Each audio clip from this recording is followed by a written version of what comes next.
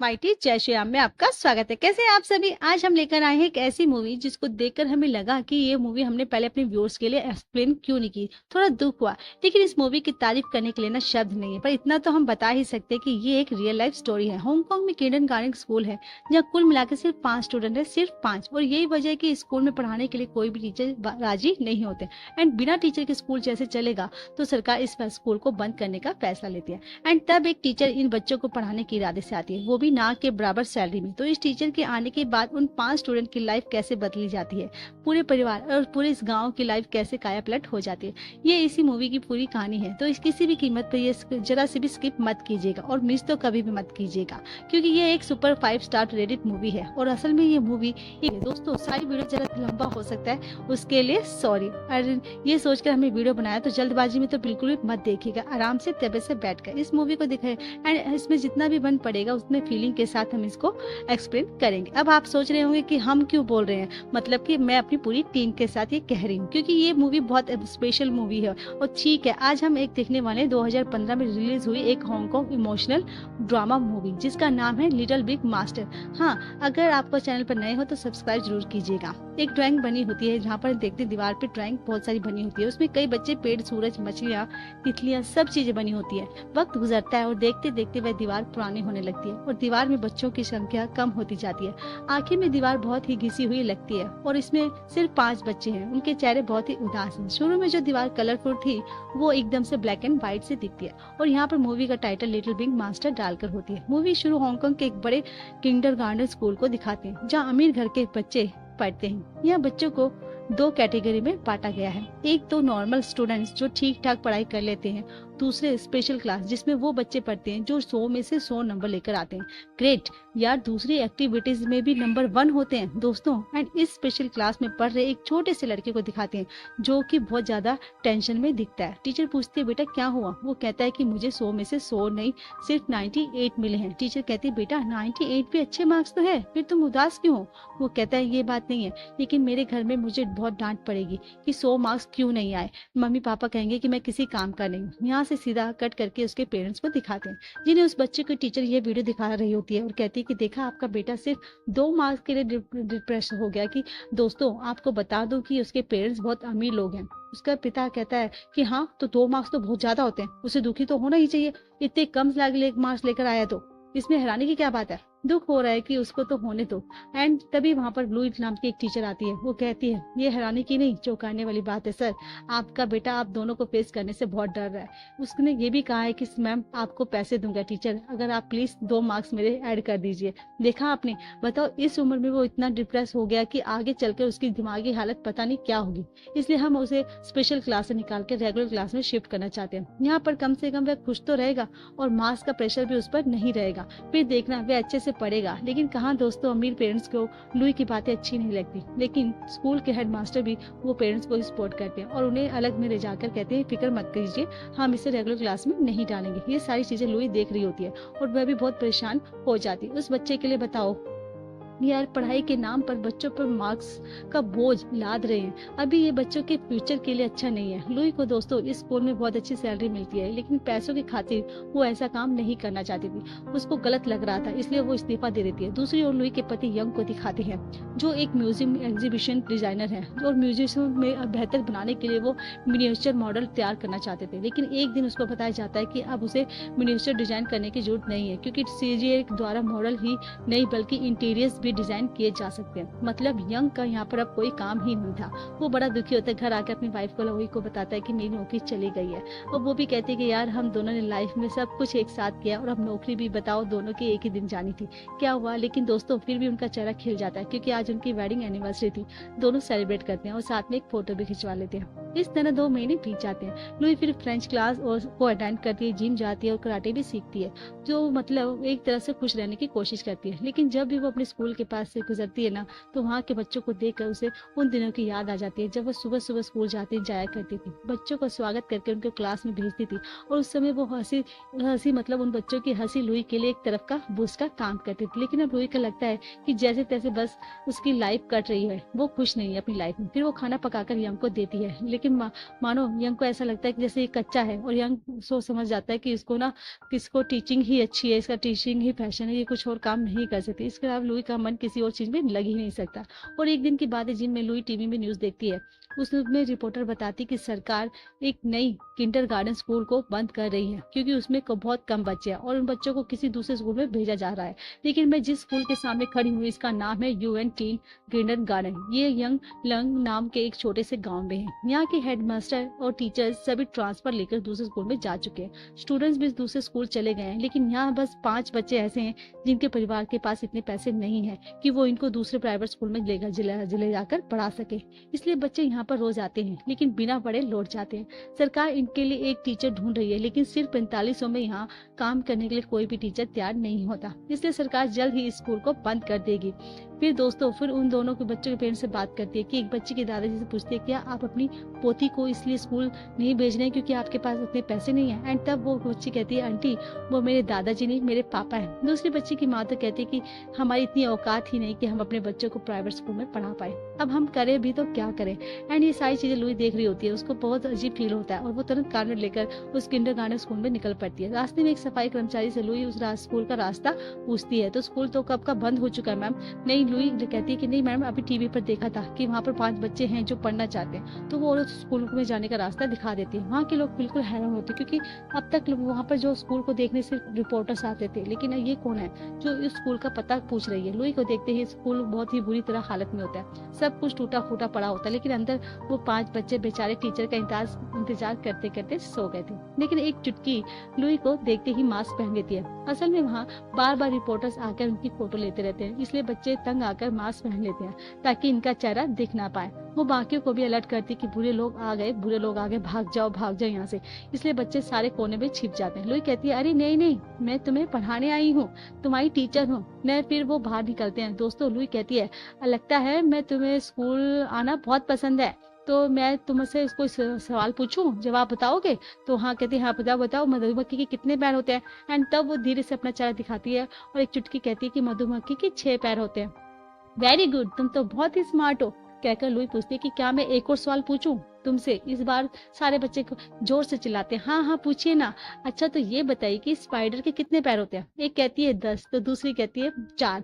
मतलब उन्हें सही जवाब नहीं आता था। तो लुई कहती है कि स्पाइडर के टोटल 8 पैर होते हैं। अच्छा, क्या तुम लोग तीसरे सवाल के लिए तैयार हो? इस पर सारी लड़कियां झूम कर बाहर आ जाती है कि हाँ प्लीज पूछिए टीचर।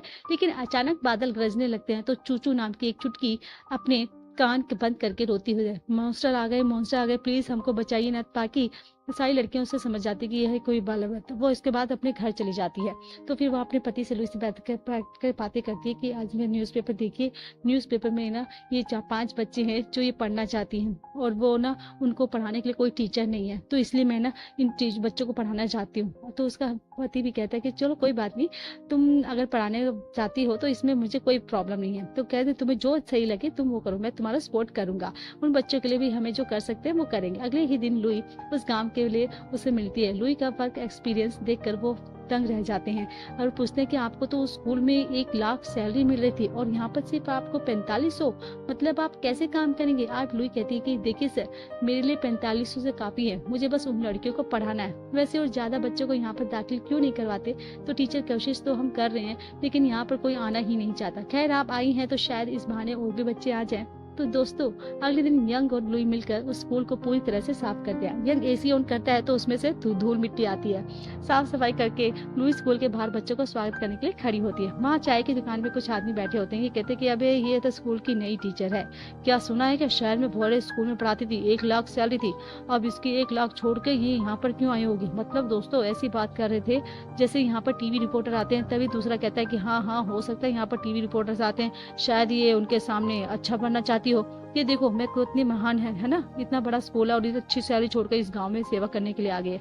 इसी तरह के वो लोग कई बातें करते हैं। तभी एक बड़ी कार में गांव का चेयरमैन आता है और कहता है कि देखो मैडम, ये स्कूल वैसे भी 1 साल में बंद हो जाएगा। इन 5 स्टूडेंट के लिए अपना टाइम और फ्यूचर बर्बाद कर रही हो। आप शहर लौट जाओ। लेकिन लुई उसकी बात पर बिल्कुल ध्यान नहीं देती। वो वहां से चला जाता है और अपने बच्चे पापा के साथ आती है। तो जो गाड़ी में कबाड़ वगैरह लेकर आते हैं, लुई उनसे कहती है मैं स्कूल की नई टीचर हूँ। एंड तब वो आदमी वो अपनी बेटी से कहता है बेटी, टीचर जो भी कहे उसे ध्यान से सुनना और उनकी बातें ही मानना। ओके कहकर वो बच्ची लुई के पास खड़ी हो जाती है और उसके पापा अपना काम करने के लिए चले जाते हैं। फिर एक औरत अपनी बच्ची को साइकिल में लाकर छोड़ती है और तुरंत निकल जाती है। वो इस बच्ची की आंटी होती है। वैसे लुई कहती है कि सुनिए मैम, मैं इस स्कूल की नई टीचर हूँ। पर वो कहती है कि मैम सॉरी मैम, मुझे ना जल्दी जाना है रेस्टोरेंट में बर्तन धोने, वरना वो ना मुझे पगार नहीं देंगे। थोड़ी देर में एक और औरत अपनी बेटी को लेकर आती है। वो लुई और उनको भी अपना इंट्रोडक्शन देती है। वो भी कह देती है कि आपसे मिलकर खुशी हुई टीचर। तुम सुन बेटा, टीचर जो भी बोले उनकी बात मानना, अच्छे से पढ़ना, ओके। ये कहकर वो भी चली जाती है। 3 स्टूडेंट तो हो जाते हैं। अब बच्ची 2 जो ट्विंस होती हैं, तभी एक और टैक्सी में अपनी 2 बेटियों को वहां पर लेकर आती है। टैक्सी ड्राइवर पैसे मांगता है तो वो कह देती है कि अरे पैसे क्यों, हम तो वैसे भी इस रास्ते से जाने वाले थे, तुम तो अकेले आ रहे इसलिए चढ़ गए, पैसे मांगने का क्या मतलब है। फिर भी वो करके पैसे उनको दे देती है। स्कूल बिना टीचर के साथ था, लेकिन अब इनके लिए टीचर आ गए। लेकिन वहाँ की सफाई कर्मचारी कहती कि ये टीचर, अरे ये तो यहाँ पर 10 दिन भी नहीं टिकेगी। मतलब दोस्तों, यहाँ पर कोई टीचर उसको सपोर्ट नहीं करता, कोई भी उस पर विश्वास नहीं करता। लेकिन लुई को वो मतलब अब इन सबसे बिल्कुल अलग थी। अब इनसे सारी चीजों से कोई परेशानी नहीं होती और अपनी क्लास वो शुरू करती है। 5 स्टूडेंट लुई के सामने मास्क पहनकर बैठी होती है। लुई कहती है एक बात बताओ, मैं मास्क के साथ अच्छी लगूंगी या मास्क उतार कर अच्छी लगूंगी। वो कहती है कि टीचर आप तो मास्क उतार दीजिए तभी अच्छी लगेंगी आप तो। लुई कहती है कि अगर मैं मास्क निकाल कर अच्छी लगूंगी तो पर अच्छे तो आप तुम लोगों भी लगोगे ना, तुम लोगों ने पहन क्यों रखा है, मास्क उतार दो बेटा। तब एक लड़की कहती है पापा ने कहा है कि टीवी वाले लोग यहाँ पर आते रहते हैं और अगर हम मास्क नहीं पहनेंगे तो हमारा चेहरा टीवी पर दिखेगा और सब हमको गरीब बच्चे कहेंगे और अगर सरकार को पता चल गया कि हम गरीब हैं तो वे हमारे लिए कुछ नहीं करेंगे और मेरा फिर क्या फ्यूचर ही नहीं होगा। इसलिए पापा ने मास्क उतारने से बिल्कुल मना किया। इस पर लुई कहती है कि मुझे भी सबने यही कहा था कि सिर्फ 5 बच्चों के लिए स्कूल में क्यों जा रही नौकरी करना चाहती हो, तो जल्दी बंद होने वाला है। वैसे भी लेकिन बच्चों, वो लोग नहीं जानते कि इस स्कूल में 5 प्यारी सी बच्चियां हैं, पर उन 5 बच्ची खूबसूरत चेहरे में दिख नहीं पाऊंगी क्योंकि वो मास्क पहन के रखा हुआ है। अब मैं देखो एक बात तो सुनो, मैं जिसका भी नाम लूंगी उसका मास्क उतार कर प्रेजेंट टीचर कहना होगा। लुई फिर दोस्तों वो सांसों करके कहती है कि एक एक नाम लेती है और तो फिर एक लड़की उठकर अपना मास्क उतार कर कहती प्रेजेंट टीचर कह के बुलाती थी, ठीक है। और कहती मेरा नाम जेनी है। ये नाम सुनकर तीसरी लड़की भी अपना मास्क उतार के प्रेजेंट कहती है। किटी और जेनी ट्विंस है। Louis next. चूचू ये नाम सुनकर चौथी बच्ची मास्क उतार कर प्रेजेंट टीचर कहती है। असल में चूचू की आंटी उसकी गार्डियन है जो रेस्टोरेंट में बर्तन धोती है। फिर लुई लुका करके पुकारती है तो 5वीं स्टूडेंट उठकर मास्क उतारती है और प्रेजेंट टीचर कहती है। अब दोस्तों उस एरिया के लोग छुप कर देखते हैं कि लुई किस तरह बच्चों को पढ़ा रही होती है, लेकिन लुई उनकी बिल्कुल परवाह नहीं करती, बिल्कुल भी। और स्टूडेंट से पूछती है कि बच्चों एक बात बताओ, तुम किस बात से सबसे ज्यादा खुश होते हो और किस बात से सबसे ज्यादा दुखी, सारे बताओ मुझे। तब उसमें से सासू कहती है कि टीचर मुझे तो इस बात की खुशी है कि कबाड़ का बिजनेस करके मेरे पापा को एक्स्ट्रा पैसे मिलते हैं और मुझे दुख इस बात का है कि मैं अपनी माँ को बहुत मिस करती हूँ और वो सिर्फ कभी कभी मुझसे मिलने आती है। फिर किटी और जेनी खड़ी होती है, कहती है कि हम रोज टैक्सी में स्कूल आते हैं, ये खुशी की बात है। और दुख की बात यह है कि जेनी हमेशा मेरी नकल करती रहती है। जब सैनी कहती है कि रोज टैक्सी में आने से मुझे खुशी मिलती है। और दुख की बात यह है कि किटी हमेशा मुझे डांटती रहती है। लुका की बारी आती है, वो भी कुछ नहीं कहती, उसको शूज बहुत गंदे होते हैं। लुई कहती है कुछ तो बोलो बेटा, पर लुका कहती है मैं नहीं जानती कि मुझे क्या कहना है। फिर चूचू की बारी आती है तो वो कहती है कि मेरी आंटी मेरे लिए केक लेकर आती है और ये खुशी की बात है। और दुख की बात यह है कि मुझे मॉन्स्टर से डर लगता है जो बादल गरजने पर आता है, पता है वो इंसानों को खाता है। अब शाम को दिखाते हैं कि 2-3 बच्चों के पेरेंट्स आते हैं, सिर्फ जेनी और किटी की माँ नहीं आती। लुई चूचू की आंटी से कुछ जरूरी बातें करना चाहती थी। आंटी कहती कि मेरे पास तो टाइम नहीं है टीचर, इसे घर छोड़कर मुझे जल्दी से वापस रेस्टोरेंट जाना है, बर्तन धोने।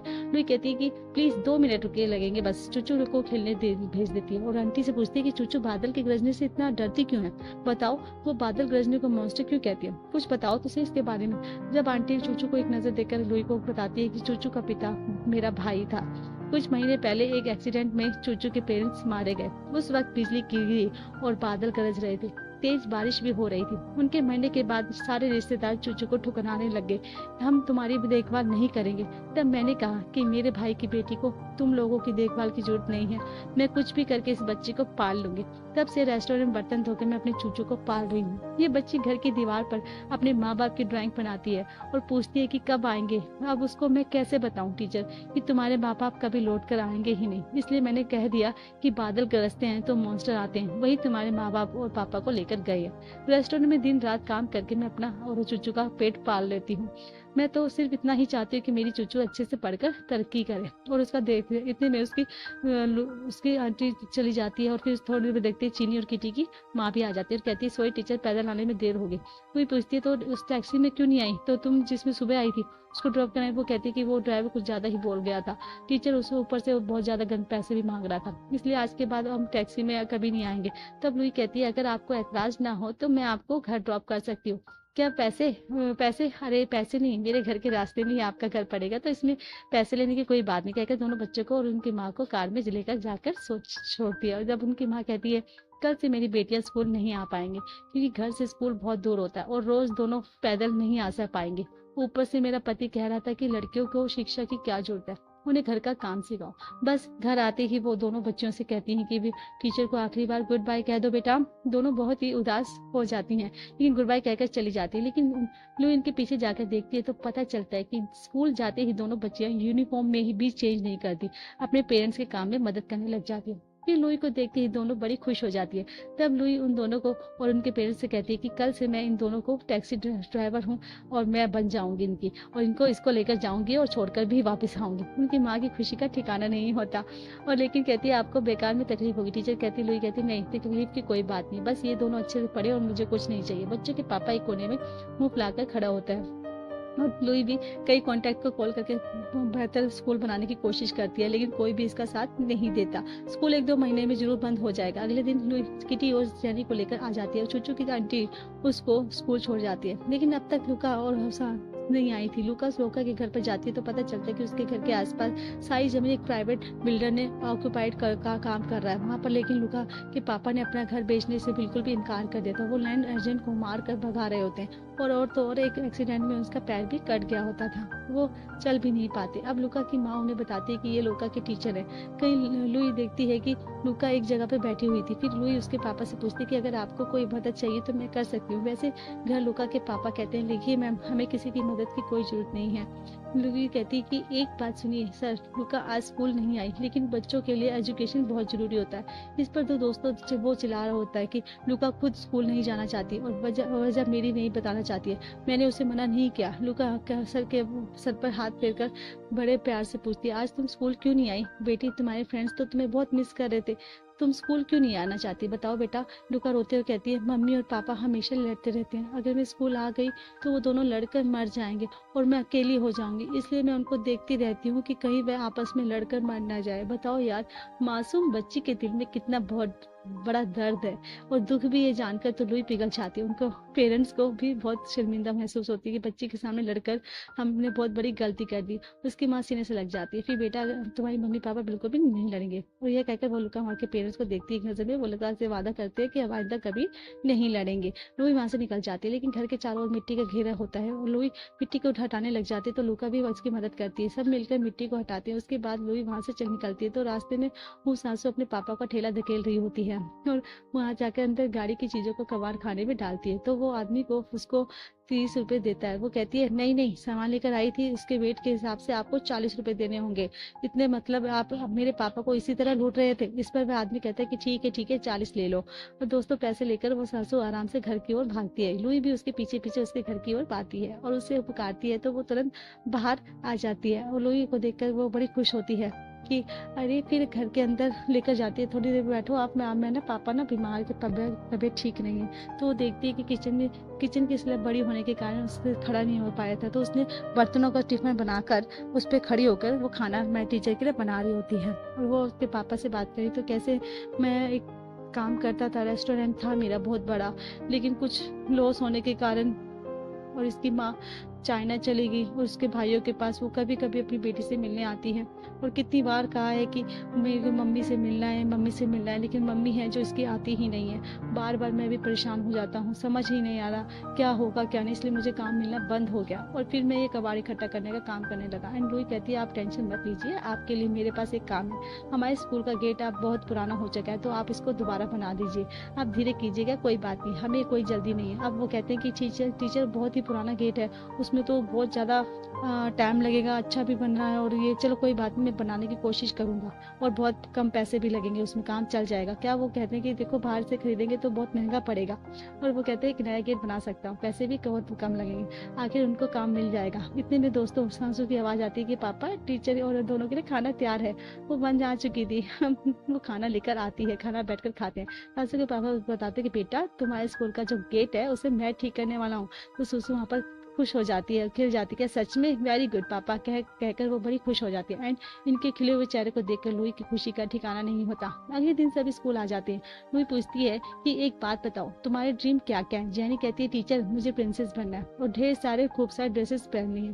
किटी कहती है मुझे ना घर जाके बीन्स धोना है। अब जेनी भी कहती है कि मुझे भी बीन्स धोना है। अरे ये अचानक तुम्हारा ड्रीम क्यों बदल गया। जेनी कहती है अगर मैं प्रिंसेस बन गई तो अपनी फैमिली से अलग होना पड़ेगा, लेकिन अगर मैं बीन्स धोने लग गई तो अपने घर में अपनी फैमिली के साथ अच्छे से रह पाऊंगी। और सासू कहती है कि मैं तो घर का सारा काम करना चाहती हूँ टीचर और अपने पापा का ख्याल रखना चाहती हूँ। फिर चूचू कहती है मैं रेस्टोरेंट में अपनी आंटी की मदद करना चाहती हूँ। लोका की बारी आती है तो इस बार वो यही कहती है कि मैं नहीं जानती कि मेरा ड्रीम क्या है। और सब मिलकर पूछते हैं कि टीचर आपका ड्रीम क्या है। लुई ने उन्हें क्या बताएं ये फिलहाल हमें कुछ नहीं बताया जाता, क्योंकि लुई ने ये उन्हें होमवर्क दिया होता है कि अपने परिवार वालों से उनके ड्रीम के बारे में पूछ के आना। अब लोग अपने पापा से कहते हैं पापा आपका ड्रीम क्या है, पर वो कहते हैं कि बेटा अपने सपने सिर्फ नींद में आते हैं और उसे जानकर कुछ नहीं होने वाला, सच बताऊं तो जाओ अपना काम करो। इस बात को लेकर लुका थोड़ी दुखी हो जाती है। फिर पापा अपना ड्रीम नहीं बता जाते, तो फिर कुछ ही क्षण में उसके पापा को रियलाइज होता है कि ये शायद बुरा मान गई, बच्ची से कह दिया। अब तो वो धीरे से लुका से कहते हैं पास आके कहते बेटा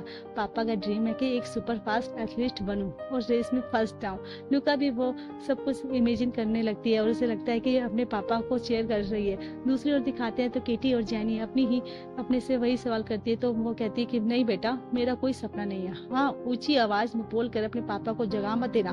पर दोनों जिद करती हैं तो वो दिल खोलकर अपनी ख्वाहिशें बताती है कि एक फायर फाइटर बनना चाहती हूँ। अब ये दोनों इमेजिन करती है कि घर में आग लगी हुई है और उनकी माँ फायर फाइटर के सूट में इन दोनों को बचाकर लेकर जा रही है। दोनों उछलने लग जाती है और उसके पापा की आंख खुल जाती है। लेकिन इस बार दोस्तों उसके पापा डांटते नहीं, बच्चों को खुश देखकर खुश हो जाते हैं। तो सासू अपने पापा से पूछती है कि आप वो क्या कहते हैं, तो वो कहते हैं मैं पायलट बनना चाहता हूँ। तो सासू को लगता है कि जैसे उसके पापा पायलट ड्रेस में शान से फ्लाइट की ओर जा रहे हैं। वो मुड़कर सासू को बुलाते हैं और वो भी उनके साथ फ्लाइट की ओर जाने लग जाती है। पापा बेटी दोनों खुश हो जाते हैं। Last but not the least ChuChu अपनी आंटी को परेशान करके उनका ड्रीम पूछ रही होती है।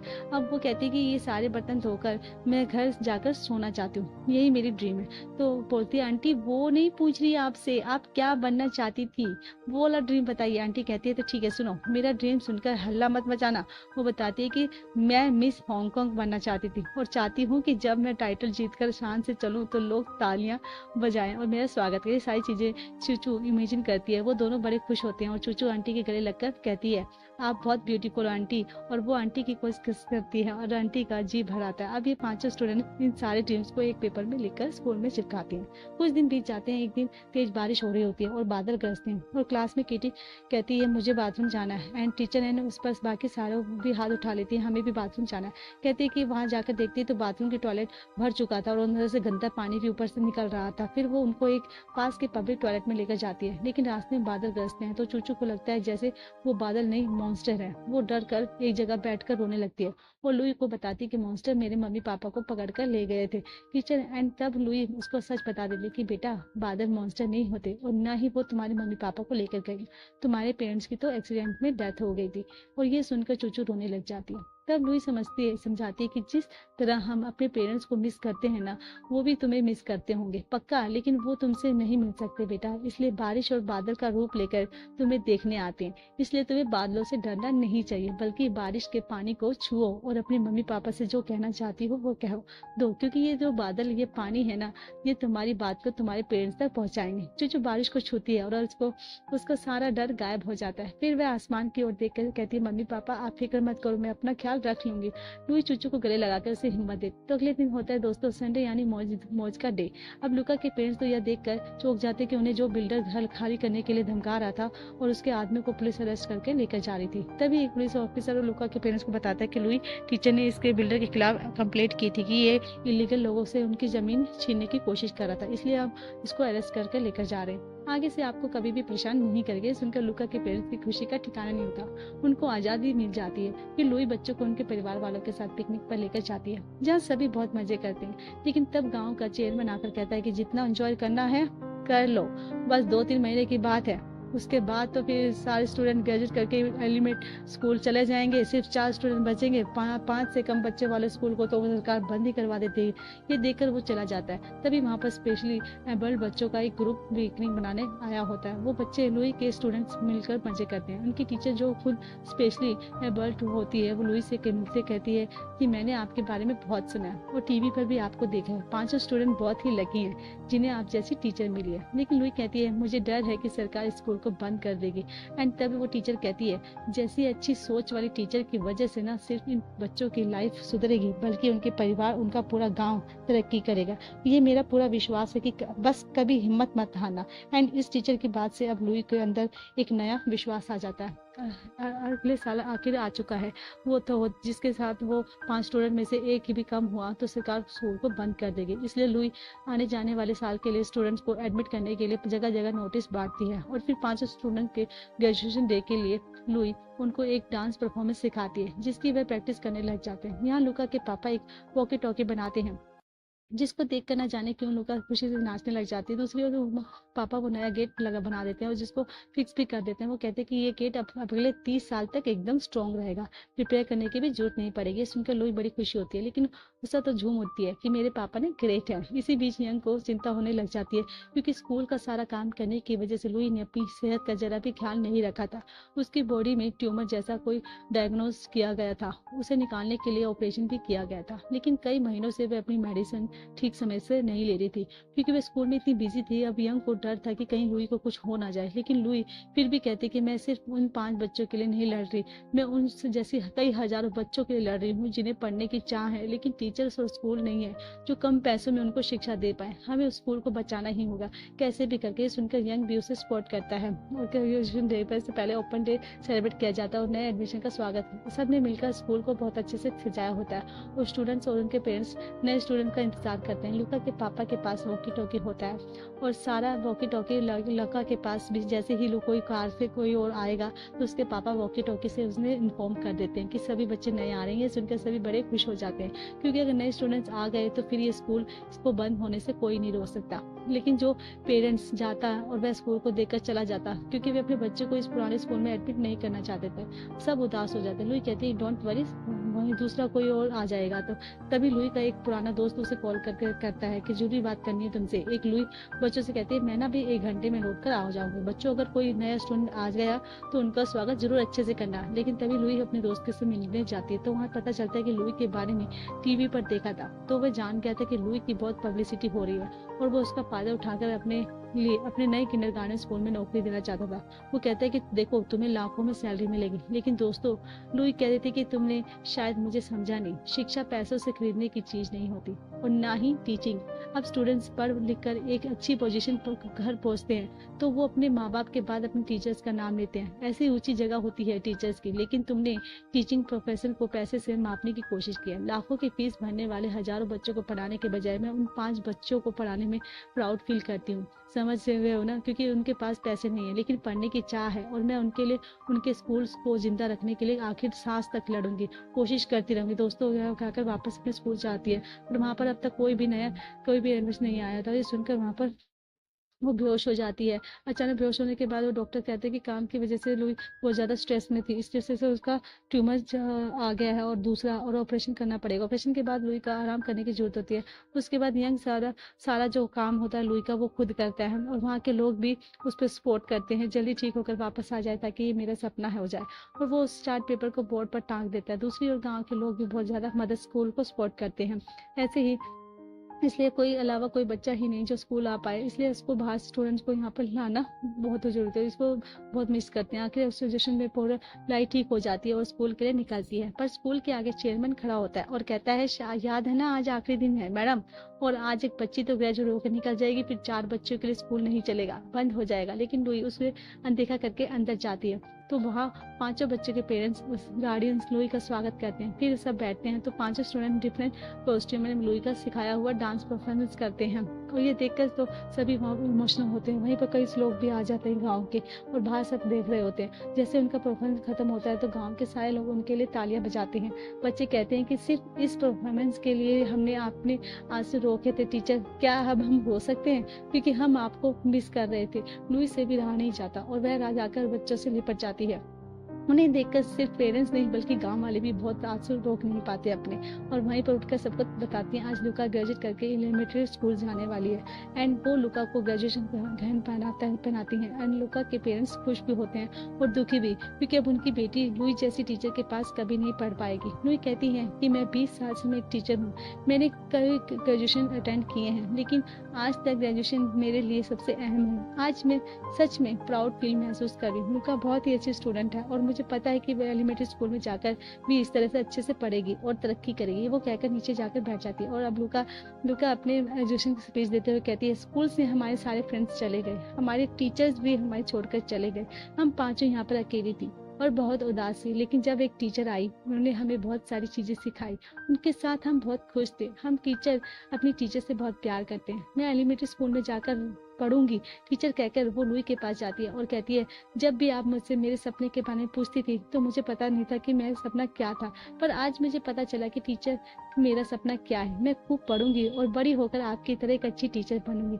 लुई दोस्तों इमोशनल होकर से गले लगा लेती है। और यहाँ फ्लैशबैक में दिखाते हैं कि उस दिन जब लुई इन सबसे अपने सपने के बारे में पूछ रही होती तो बच्चों ने लुई से भी सपने के बारे में पूछा था। तब लुई ने कहा था कि उस वक्त तो मुझे नहीं बताया गया था। अब दिखाते हैं कि लुई ने उस वक्त ये कहा था कि मेरा सपना है कि मैं एक अच्छी टीचर बनूं और स्कूल की तरक्की हो और तुम्हारी तरह एक भी बहुत सारे बच्चे यहाँ पर पढ़ने आए। तो ये लुई का आप सपना था, लेकिन आज साल का आखिरी दिन है और आज भी कोई नहीं नया बच्चा नहीं आया। ये सोचकर लुई बहुत दुखी होती है, लेकिन तभी उसके विश्वास को बरकरार रखने वाली एक बात होती है। गांव के लोग किसी तरह 2 लड़कों को लेकर स्कूल में एडमिशन दिलाने के लिए आ जाते हैं। अब लड़का के जाने के बाद स्कूल में टोटल 6 बच्चे हो जाते हैं और ये देखकर सरकार स्कूल को बंद कर नहीं पाएगी। और ये जो हम देख रहे हैं ये कोई काल्पनिक कहानी नहीं है, ये दोस्तों ये रियल लाइफ स्टोरी है। ये एक रियल लाइफ लुई जिन्होंने इस स्कूल के लिए अपने पैसों से बहुत कुछ किया, कभी हिम्मत नहीं हारी।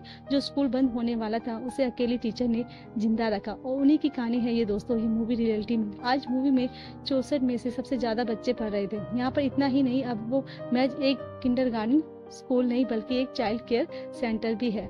आज तक टीचर लुई उस स्कूल में काम कर रही है और आज ये उस स्कूल के हेड मास्टर हैं। और इसी मैसेज के साथ लिटिल बिग मास्टर नाम की एक रियल लाइफ आधारित मूवी यहाँ पर खत्म होती है। रुकिए जरा रुकिए, अब आप बताइए दोस्तों आपको ये मूवी कैसी लगी। वीडियो थोड़ी लंबी जरूर थी, लेकिन इस अनमोल मूवी को देखकर आप समझ गए होंगे कि इसे अधिक समय देना क्यों जरूरी था। आपके कमेंट्स का हमें इंतजार रहेगा, क्योंकि वही हमें प्रोत्साहित करेंगे ऐसी बेहतरीन मूवीज को बेहतरीन एक्सप्लेन करने के लिए। इसलिए कमेंट्स करना मत भूलिए। बाकी अगर आपको वीडियो अच्छी लगे हो तो एक नेशनल लाइक जरूर कर दीजिएगा प्लीज।